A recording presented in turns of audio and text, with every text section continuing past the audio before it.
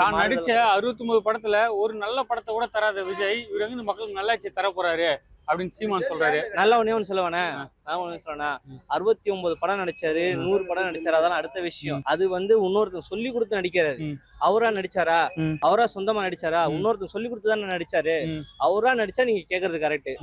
இப்ப நான் கூட தான், நான் என் கடையில இருக்கவங்க நான் சொல்றதை செஞ்சானா அது வேற. இப்போ இன்னொருத்தவங்க வந்து சொல்றது அவன் செஞ்சானா என்கிட்ட திட்டு தானே வாங்குவான்.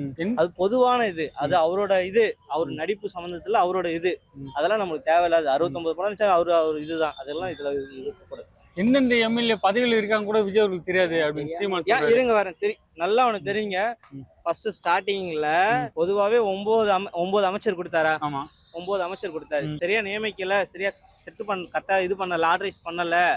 அந்த லிஸ்டிங் ஆர்டரைசிங் அவங்க சரியா பண்ணலன்னு தான் திருப்பி அடுத்த ரீசன் பண்ணது உடனே, அடுத்த செக்மெண்ட் உடனே பண்ணி நீங்க இந்த இதுக்கு உங்களுக்கு இதுதான் கரெக்டா இருக்கும் அப்படின்னு சொல்லி உடனே மாத்தி அமைச்சு கொடுத்துறாருல. மாத்தி அமைக்காம விட்டாரா?